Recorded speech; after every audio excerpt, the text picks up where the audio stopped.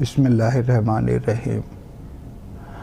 मरकज़ी तसव्वुफ़ आस्ताना अक़दस सरकार ख्वाजा कुतुबुद्दीन बाइख्तियार काकी महरौली नई दिल्ली से तसव्वुफ़ का एक खादिम आपकी इल्माना खिदमत के लिए, होश को जगाने के लिए, बदलते वक्त को पहचान लेने के लिए,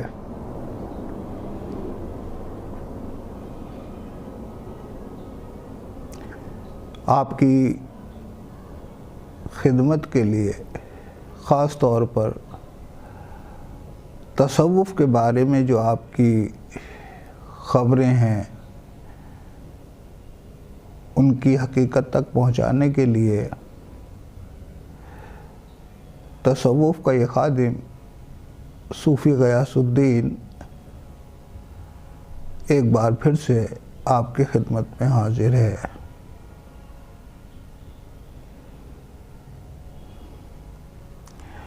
आज की हमारी बातचीत का उन्वान आपको बताने से पहले ये समझ लेना बेहतर रहेगा कि आज की हमारी बातचीत इंसानों के लिए है, समझदारों के लिए है, उन लोगों के लिए है जो कुछ नया सीख कर उसे कबूल करने की सलाहियत रखते हैं। आज की हमारी बातचीत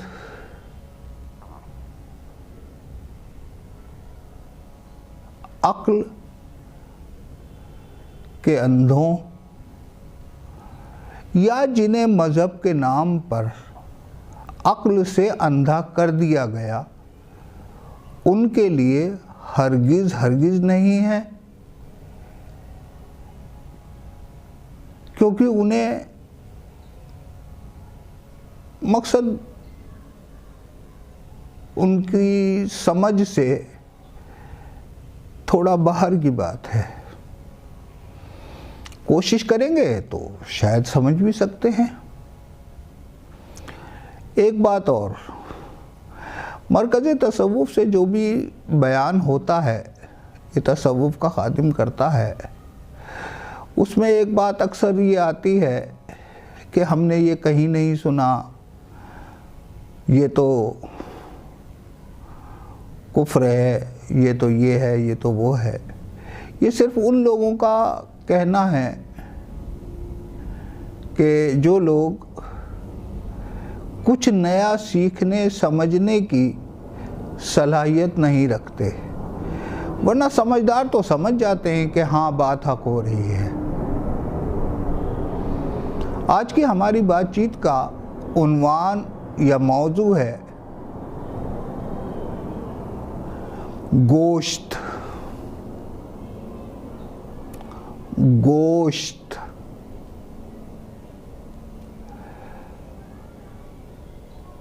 शुरुआत हम कलाम अल्लाह की एक आयत के तर्जुमे से करते हैं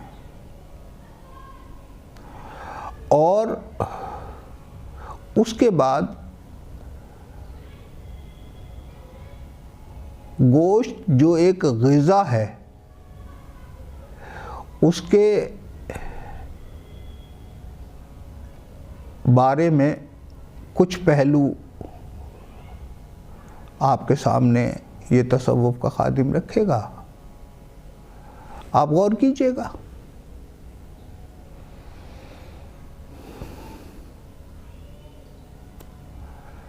आयत का तर्जुमा है,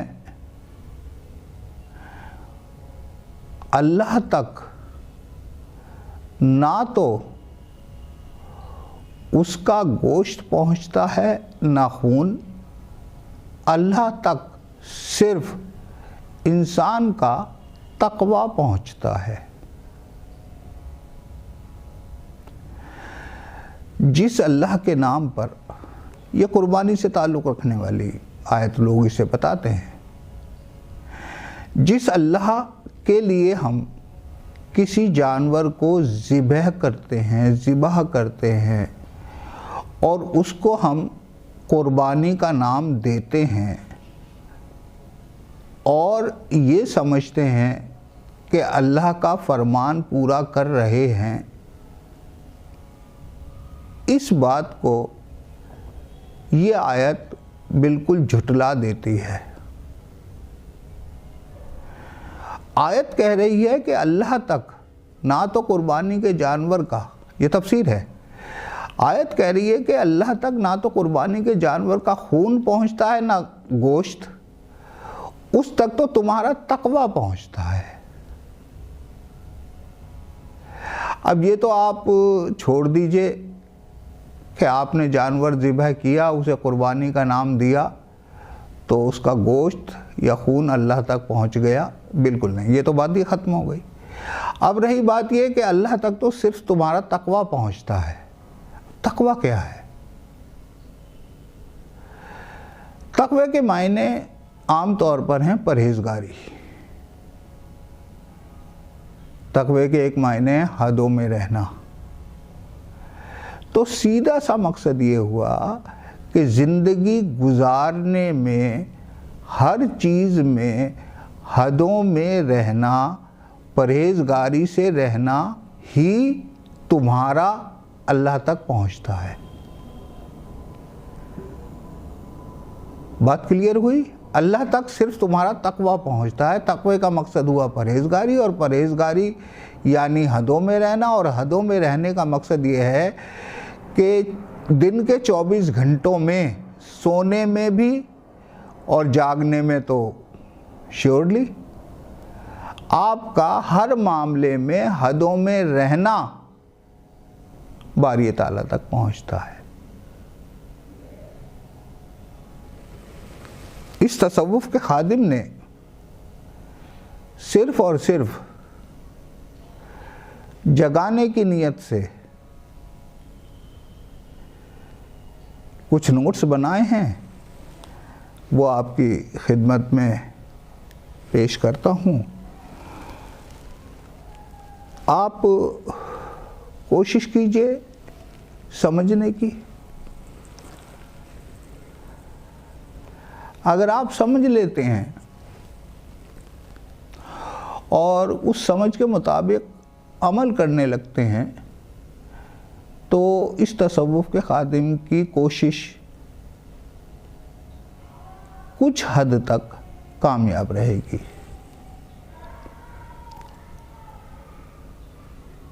कुर्बानी के मायने किसी जानवर को ज़िबह करने तक ही लिमिटेड नहीं है। यानी ऐसा नहीं है कि आपने कोई भी जानवर ईद उल अज़हा के दिन और उसके बाद 2 दिनों तक और ज़िबह किया और उसका गोश्त खाया, बांटा, रानें रखी, किसी होटलों में तंदूरी रानें सिकवाईं छोटी कुर्बानी में।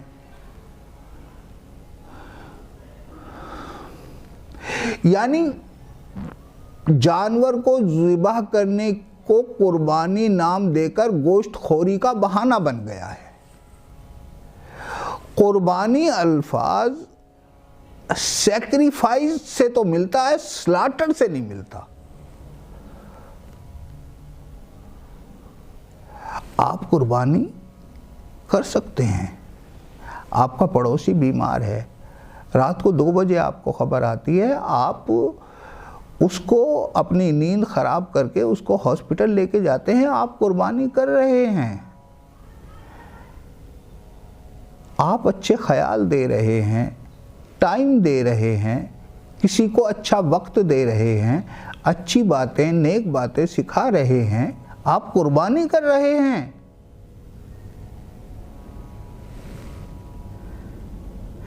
कुर्बानी करने के अब इस दौर में बहुत तरीके हो सकते हैं। हरियाली बढ़ाना, पेड़ लगाना, पेड़ों में पानी डालना, पढ़ाना, कुल मिलाकर किसी भी अच्छे मकसद के लिए जब आप अपनी ज़िंदगी में से कुछ वक्त निकालते हैं तो उसका नाम कुर्बानी है। कुर्बानी सिर्फ गोश्त खोरी के लिए, गोश्त खाने के बहाने से कुर्बानी करना बेहतर तो नहीं कहा जा सकता भाई, रिवाज तो फैला हुआ है।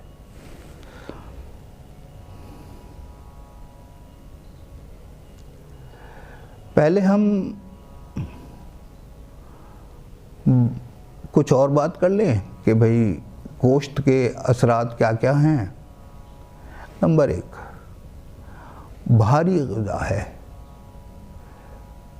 पचने में मुश्किल होती है।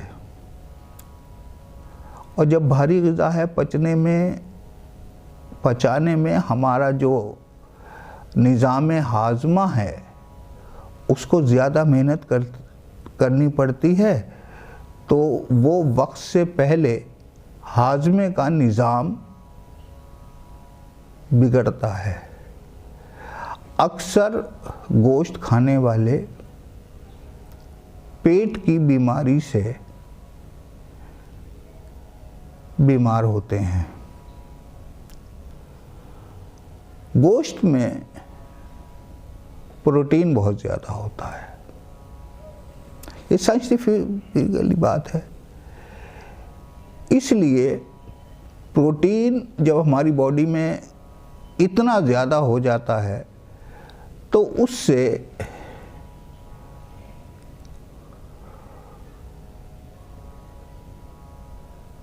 बुरा, जिस्म को नुकसान देने वाला कोलेस्ट्रॉल और फोड़े फुंसी की तकलीफ़ और कुछ ऐसी तकलीफ़ें होने की भी गुंजाइश रहती है जिनका जिल्द की कुछ ऐसी बीमारियां, खाल की कुछ ऐसी बीमारियां कि जिनका लाइलाज है। जो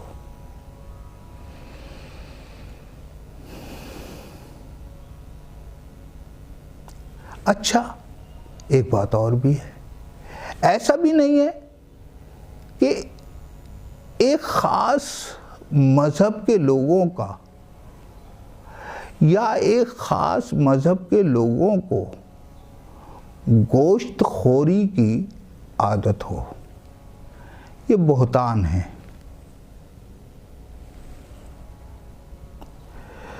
गोश्त खोरी का ताल्लुक़ मज़हब से नहीं है, हरगिज़ नहीं है। हमारे मुल्क में अलग अलग सूबे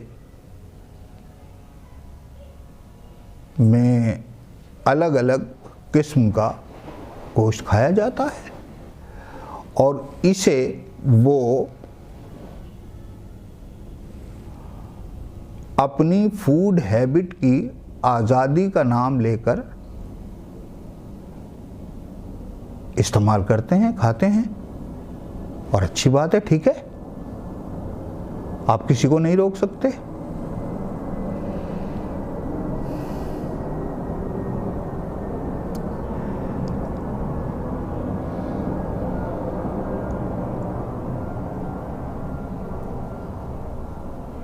शाम को सरकारी दफ्तरों में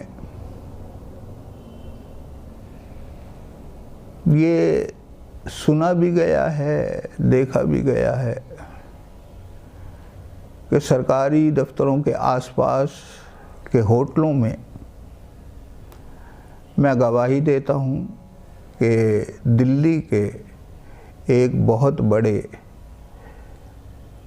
महकमे के लोग अक्सर शाम को नशे के साथ गोश्त का इस्तेमाल करते हैं।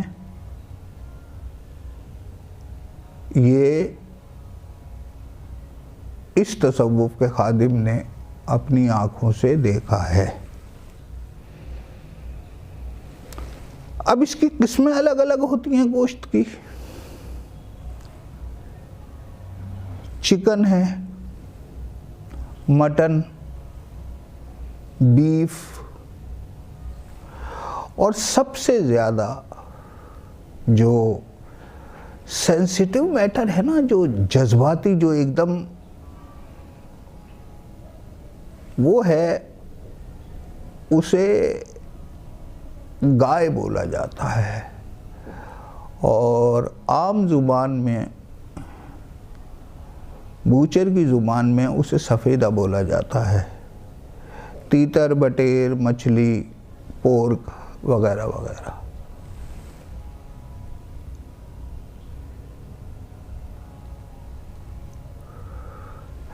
दरअसल हमारे मुल्क में एक कुछ ऐसा हो गया है कि एक दूसरे के जज्बात का ख्याल रखा ही नहीं जाता। दूसरे को तकलीफ पहुंचाना, दिमागी तकलीफ पहुंचाना जैसे शौक बन गया है। और तसव्वुफ इसकी मनाही करता है। तसव्वुफ किसी को तकलीफ देने का नाम नहीं है। और ये आज का उन्वान तसव्वुफ के साथ साथ सोशल भी है। गोश्त खाना या ना खाना, कम या ज़्यादा खाना, बेशक बिल्कुल निजी मामला है, फूड हैबिट है, अपनी फूड हैबिट है।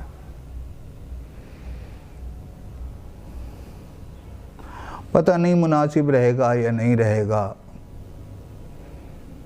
फिर भी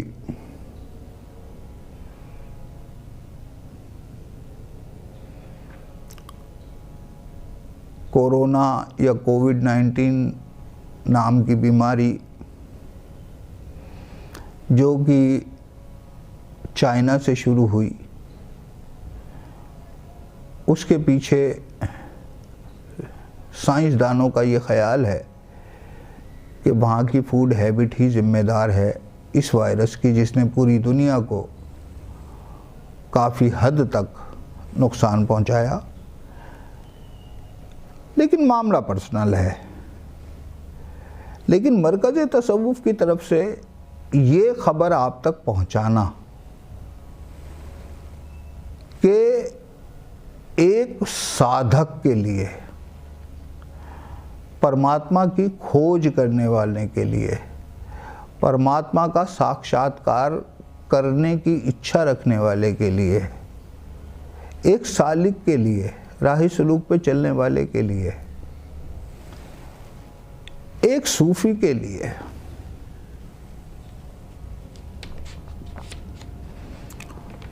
जो मार्फत के रास्ते पे चल रहा है, चलना चाहता है, उसके लिए गोश्त अच्छी खुराक नहीं है। गोश्त खाने से शहवत बढ़ती है, सेक्स बढ़ता है, जो आगे आपके नुत्फ़ों के ज़रिए औलादों और नस्लों तक पहुंचती है। नतीजा, औलाद की नाफरमानी उनके दिमाग में, औलाद के, नस्लों के दिमाग में हमेशा सेक्स भरा रहेगा। 12 साल का लड़का हुआ, 14 साल का लड़का हुआ, पोर्न फिल्म देखेगा, शिकायतें आएंगी, ऐबों में पड़ेगा। आप समझते हैं, परेशान होते हैं माँ बाप कि यार ये क्या वजह है, लेकिन जड़ तो पता हो आपको। बच्चे अपना जिस्म, सेहत खराब करते हैं। और एक लाइन आपकी खिदमत में पेश है, जो खाओगे दिमागी तौर पर वो ही बन जाओगे। आज़ादी तो है आपको, जो खाओगे वो ही दिमागी तौर पर बन जाओगे। इस्लाम के मायने हैं, इस्लाम के एक मायने हैं अमन, सुकून, चैन, पीसफुलनेस। अगर आप अपने आप को एक ख़ास मज़हब का कहलवाने वाला पसंद करते हैं तो क्या आपको ऐसी कोई हरकत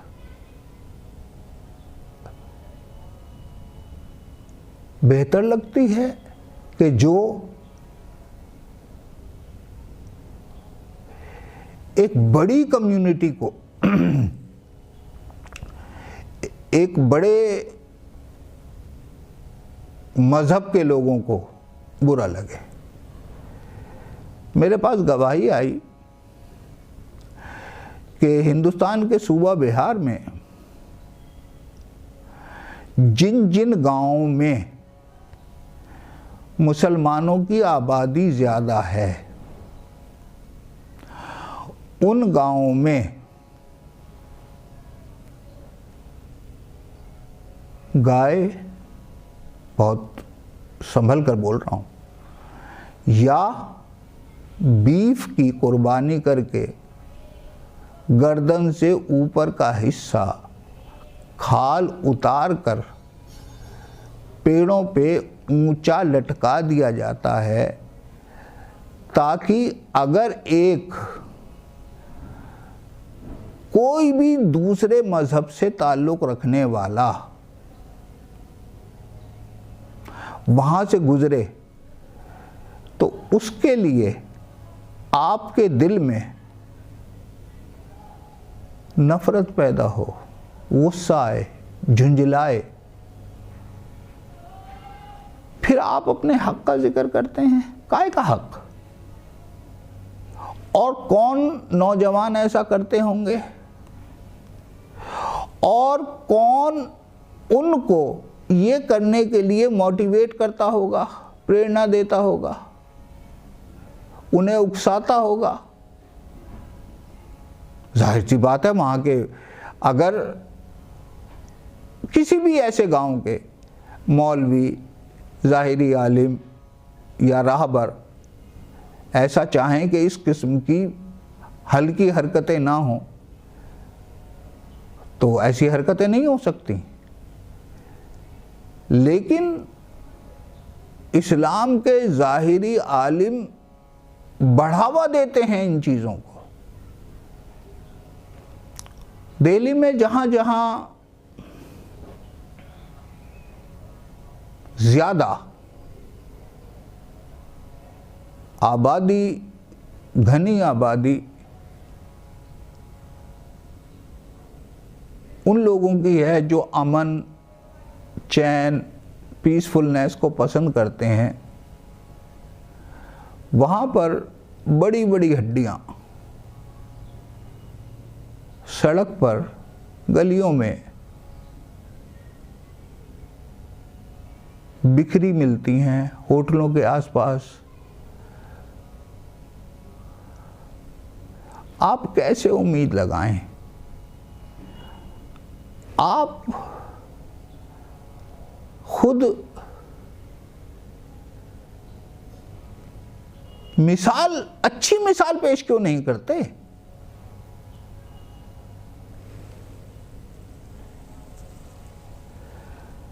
एक खास बात,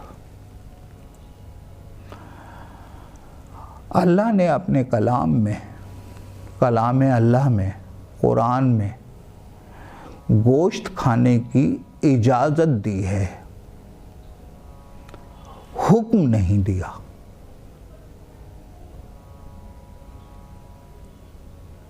और ये चौपाए तुम पर हलाल किए गए हैं, ये आयत का तर्जुमा है। यानी इजाज़त है आपको, आप चाहें तो खाएं, वरना नहीं। हुक्म नहीं है कि आप ये करें, इन्हें खाएं। ऐसा नहीं है। लादने के काम आते हैं और काम आते हैं, ये सब जब आप तर्जुमा पढ़ेंगे तो आपकी समझ में आएगा।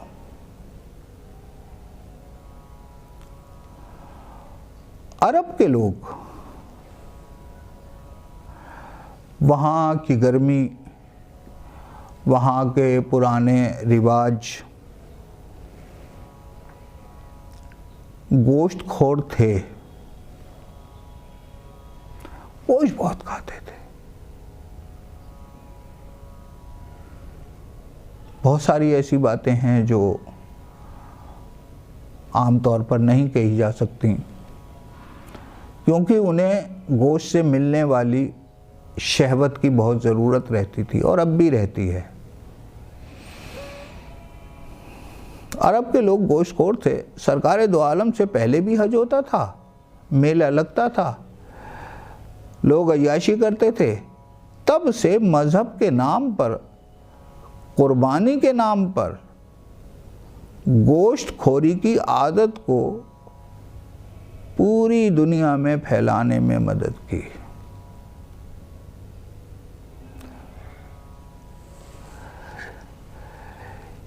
देखो मियाँ, बीच में खुदा ने आज तक उस कौम की हालत नहीं बदली, न हो जिसको ख्याल खुद अपनी हालत के बदलने का। अल्लामा इकबाल साहब ने फरमाया है, नहीं बदली खुदा ने हालत।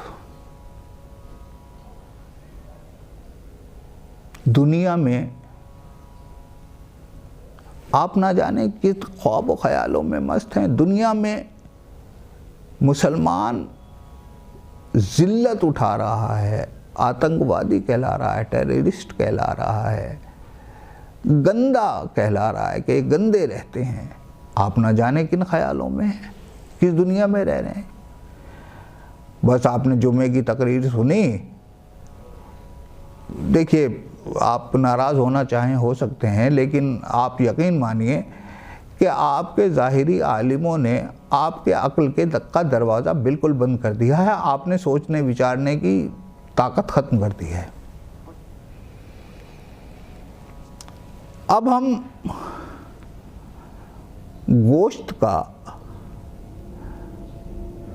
साइंस का पहलू क्या कहता है, बायोलॉजिकल गोश्त का क्या असर पड़ता है। वज़न बढ़ाता है, दिमाग कमज़ोर करता है,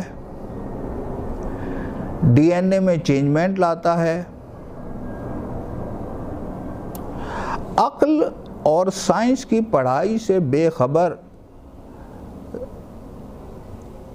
ज़ाहिरी आलिमों को उनकी खिदमत में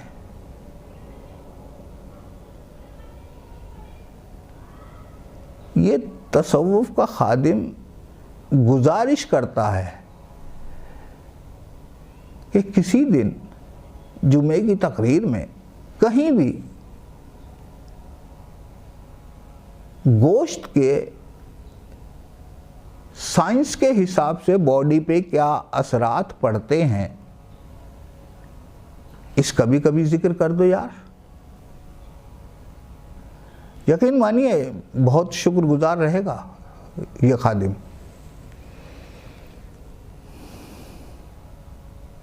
जिस तरह आपको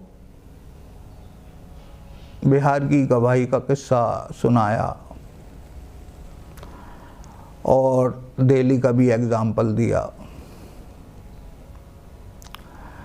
जो अक्सरियत में है, ज़्यादा तादाद में है।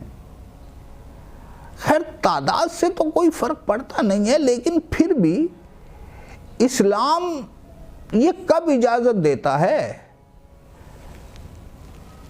कि किसी भी मज़हब के आदमी को दिमागी तकलीफ़ पहुंचाई जाए। तो अगर किसी को आप दिमागी तकलीफ़ पहुंचाते हैं तो उससे बचें। चलो मियाँ, बात को समेटते हैं। बहुत दूर दूर तक आप ज़ियारत करने जाते हैं, कोई कहीं जाता है, कोई कहीं जाता है, कोई कहीं जाता है ज़ियारत करने।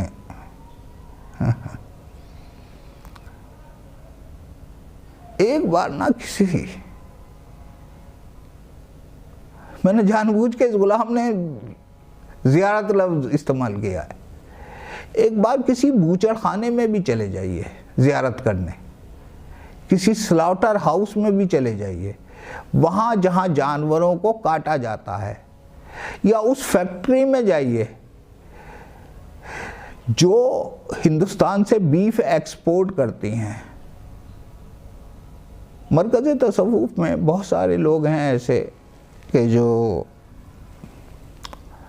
गाज़ियाबाद में, हापुड़ में, अब यहाँ मज़हब का सवाल ख़त्म हो जाता है। मालिक हैं जैनी, स्लॉटर हाउस खोल रखा है, करते हैं बीफ एक्सपोर्ट। क्या करोगे जी? जबकि जैन मज़हब में तो बहुत सख्त मनाही है। अग्रवाल साहब हैं, उनका स्लॉटर हाउस है। तो मरकज़ तसव्वुफ़ के बहुत सारे मेंबर वहाँ पर काम करते हैं। वो जिस तरीके से आगे बातों ही बातों में बताते हैं, उनका कहना ये है कि एक हिस्सा, एक नाखून के बराबर हिस्सा भी बर्बाद नहीं होता, सब काम में आता है। और जहाँ मुनाफा देखा जाएगा, नफ़ा देखा जाएगा, वहाँ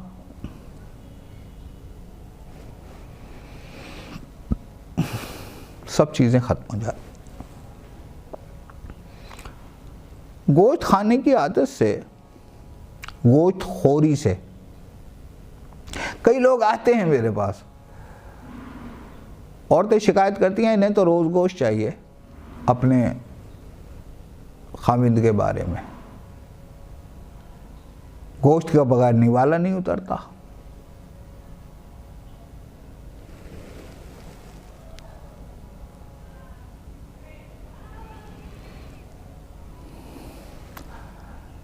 गोश्त से, रोज़ाना गोश्त, सुबह शाम गोश्त, घर की बरकत ख़त्म होती है, रहमत ख़त्म होती है। जानवर की हड्डियों से इस किस्म की शुआएं निकलती हैं जो नेगेटिव एनवायरनमेंट को, नेगेटिव फोर्सेस को अट्रैक्ट करती हैं। सिर्फ ज़ुबान के जायके ने, तुम्हारी आदत ने, यहां इंसानों की बात हो रही है, तुम्हारी आदत ने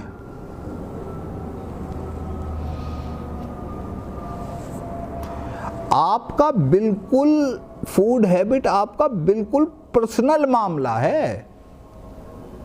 आप सुबह भी खाइए, दोपहर में भी खाइए, शाम को भी खाइए, जो खाना है वो खाइए, जैसे खाना है वैसे खाइए, कच्चा खाइए, पका कर खाइए।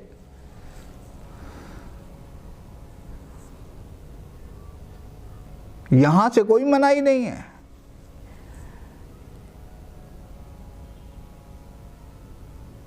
क्योंकि अगर मनाही हो तो भी आप मानने वाले कहाँ हैं? आपने किसकी मानी है? आपको जायका चाहिए, उस जायके के बदले चाहे कितना बड़ा नुकसान हो, लेकिन आप जायके के दीवाने हैं।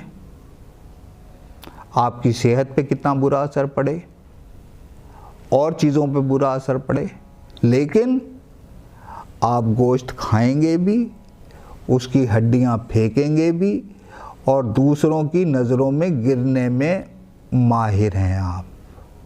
थोड़ा सोचिए, मनाही किसी चीज़ की नहीं है। फूड हैबिट है, आपकी आदत है, आप चाहे जो मर्जी खाइए, लेकिन थोड़ा जाग जाइए, बस इसके साथ।